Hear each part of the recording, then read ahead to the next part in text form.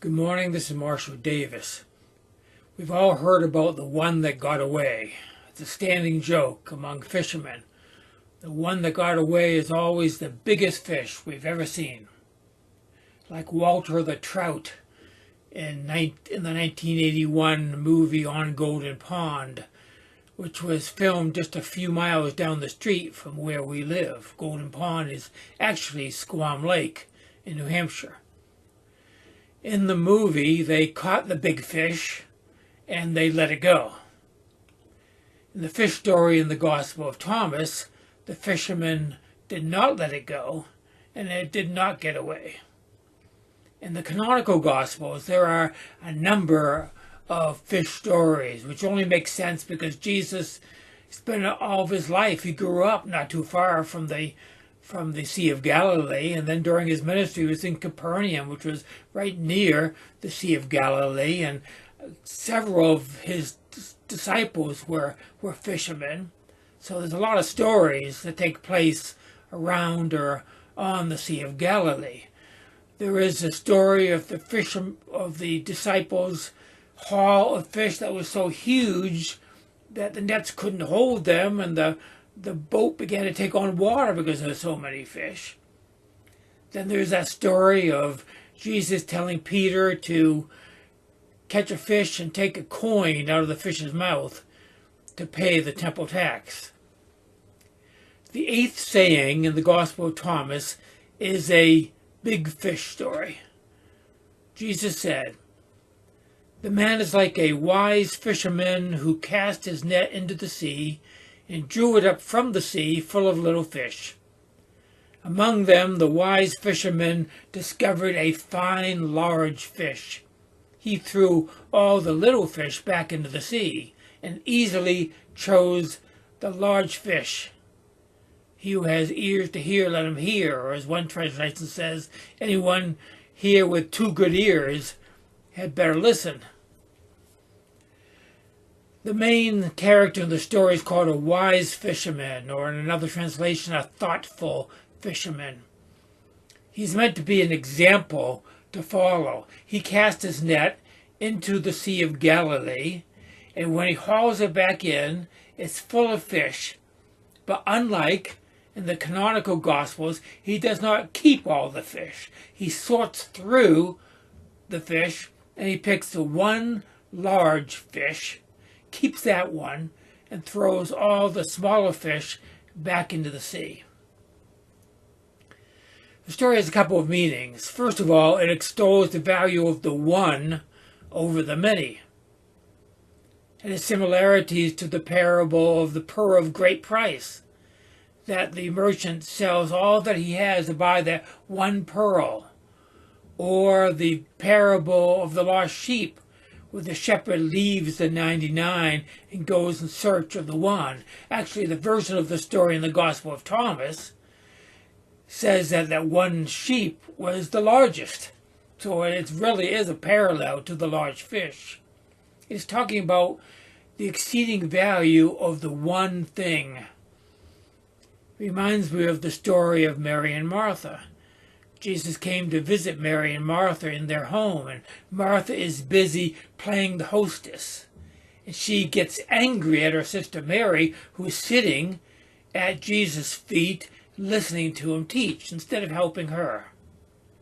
The story says Martha was distracted by all the preparations to be made. She came to Jesus and said, "Lord, do you not care that my sister has left me to serve alone? Tell her to help me."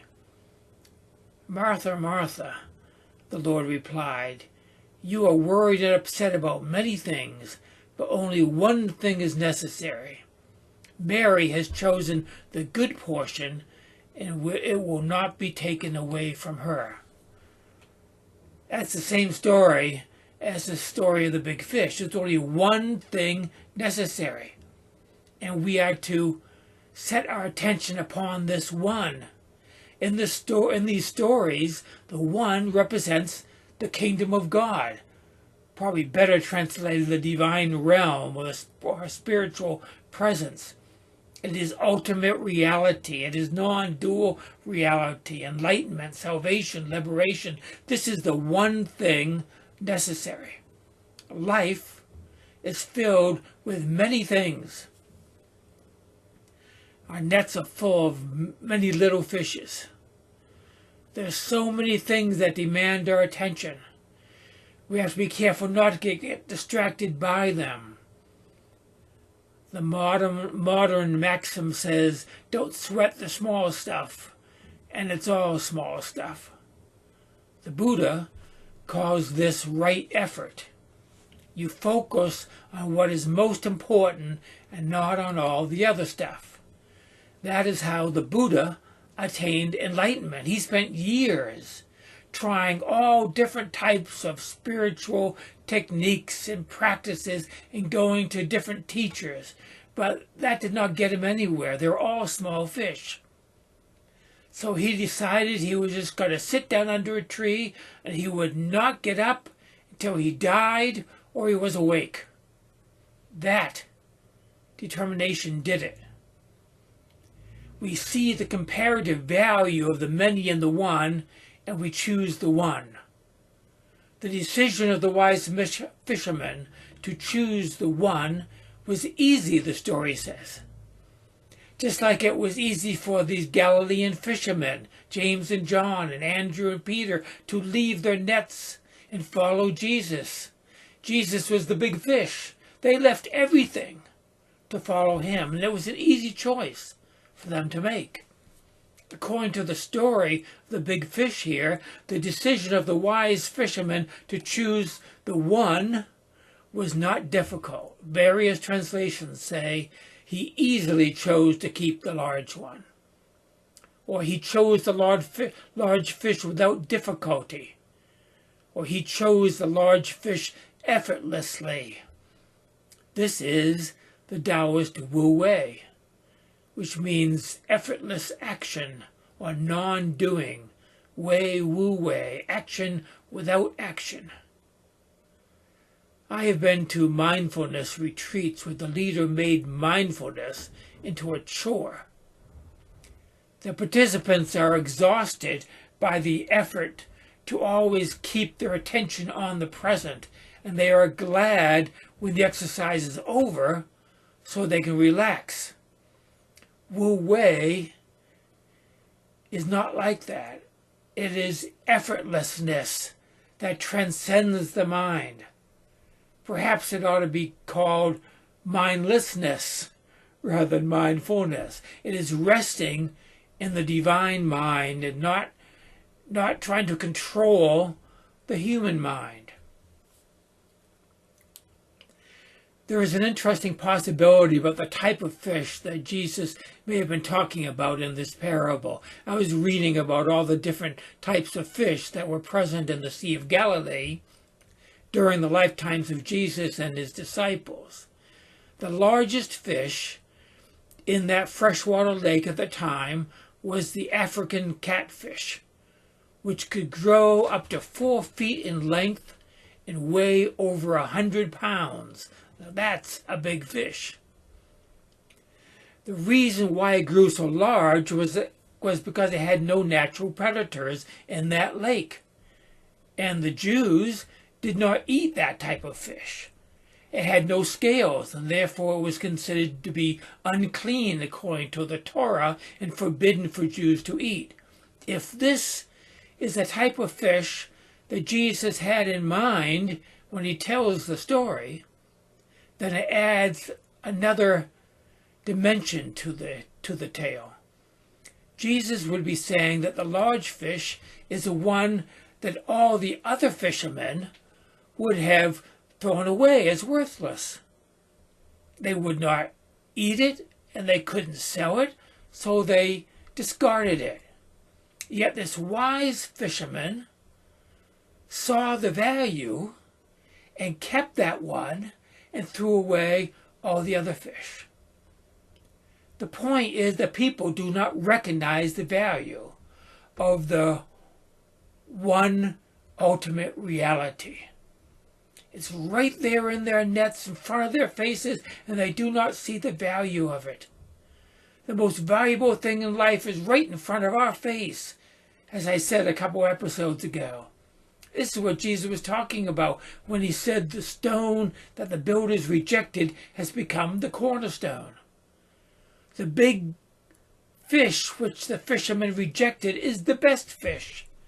It represents the kingdom of God. The kingdom of heaven is all around us and people do not see it. It's in our nets. It's in our hands. The kingdom of God is at hand, Jesus said. That means you can reach out your hand and touch it. Yet we throw it away. That which is of most value, more valuable than anything that the world has to offer, is right here, right now. But people ignore this great treasure and spend their lives accumulating trinkets that will not last. There's one final big fish story that I have to mention in the Bible. It is the famous story of Jonah and the whale. Actually, the Bible does not say it was a whale. It calls it a big fish. Jesus used the story of Jonah and the big fish in the Gospels as a metaphor for his death and resurrection. Now, the thing to remember is that death and resurrection is itself a metaphor for spiritual rebirth. Jonah's big fish is a womb that Jonah's in.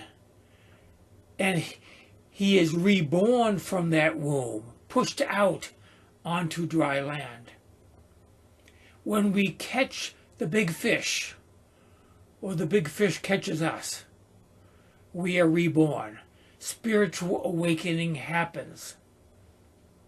So if you are spiritually fishing, doing your spiritual practices, and one day, by the grace of God, you catch the big fish, or the big fish catches you, recognize it for what it is, and do not throw it away, and don't let it get away. Recognize the eternal value that is at hand, that is always right here at hand. And when we do, then we have a real fish story to tell. And that is it for today. Grace and peace to you.